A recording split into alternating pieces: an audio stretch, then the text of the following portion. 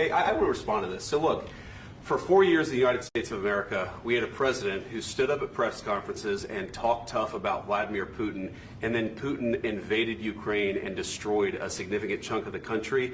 The path to peace and the path to prosperity is maybe engaging in diplomacy. We tried the pathway of Joe Biden of thumping our chest and pretending that the President of the United States' words mattered more than the President of the United States' actions. What makes America a good country is America engaging in diplomacy. That's what President Trump is doing. Can I ask you?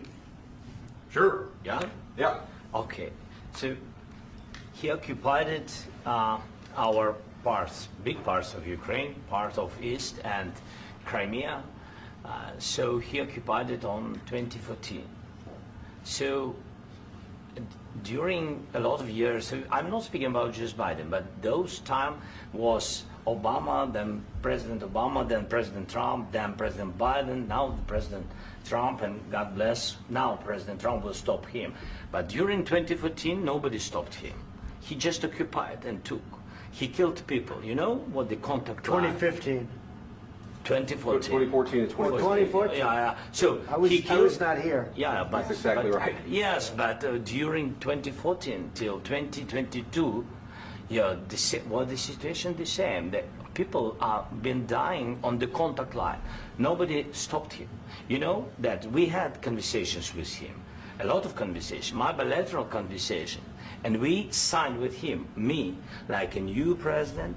In 2019, I signed with him the deal. I signed with him, Macron and Merkel, we signed ceasefire. Ceasefire. All of them told me that he will never go. We signed with him with gas contract. Gas contract. Yes, but after that, he broken this ceasefire. He killed our people and he didn't exchange prisoners. We signed the exchange of prisoners, but he didn't do it. What kind of diplomacy, JD, you are speaking about? What do you mean? I'm talking about the kind of diplomacy that's going to end the destruction of your country. Yes, but if you Mr. President, with respect, I think it's disrespectful for you to come into the Oval Office and try to litigate this in front of the American media. Right now, you guys are going around and forcing conscripts to the front lines because you have manpower problems. You should be thanking the President for trying to bring an end to this conflict. Have you ever been to Ukraine? Did you say what problems we have? I have been to. Come once. I've actually watched and seen the stories, and I know what happens is you bring them on a propaganda tour, Mr. President. Do you disagree that you've had problems bringing people into your military? And do you think that it's respectful to come to the Oval Office of the United States of America and attack the administration that is trying to prevent the destruction of your country? A lot of questions. Let's start from the beginning. Sure. First of all, during the war, everybody has problems, even you, but you have nice ocean and don't feel now, but you will feel it in the future. God bless. You don't know that. God bless. You God bless. You will not have a war. Don't tell us what we're going to feel. We're trying to solve a problem. Don't tell us what we're going to feel. I'm not telling you. Because you're in no position to dictate that. That's exactly what Remember you're doing. this. You're in no position to dictate what we're going to feel. We're going to feel very good. You will feel influence. We're going to feel very good and very strong. You will feel influence. You're right now not in a very good position. You've allowed yourself to be in a very bad position, and he happens to be right about it. From the very beginning of the war. You're not in a good position. You don't have the cards. cards right now. With us, you start having I'm not playing cards. Right now, you don't. You're playing cards. Mr. President. You're playing cards. Serious. You're gambling with the president lives of millions of people. You're you gambling with World War III.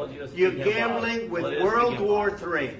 And what you're doing is very disrespectful to the country, this country. That's backed you far more than a lot of people said they should have. Have you said thank you once? This A lot entire of meeting? times. No, in this Even entire meeting, today. have you said thank Even you? today. You went to Pennsylvania and campaigned for the opposition in October. Offer some words of appreciation for the United States of America and the president who's trying to save your country.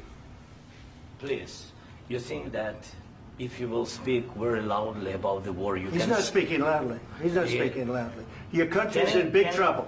Can I Wait a answer? minute. No. You've done a lot of talking. Your country is in big trouble. I know. You're not winning. I know. You're not winning this.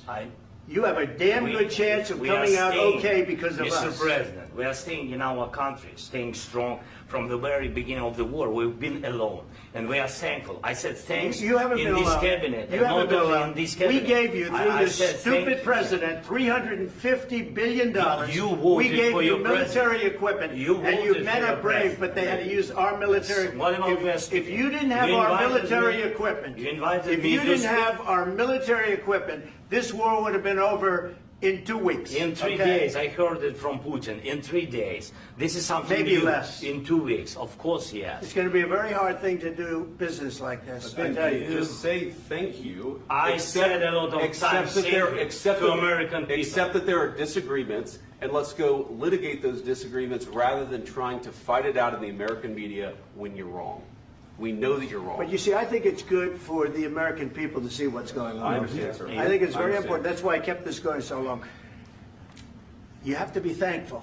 You don't have the I'm cards. thankful. You're buried there. Your people are dying. tell you You're again, running I low know. on soldiers. Don't- Listen, don't please, you're running Mr. low on President. soldiers. It would be a damn good thing. Mr. And President. then you tell us, I don't want a ceasefire. I don't want a ceasefire. I want to go and I want this.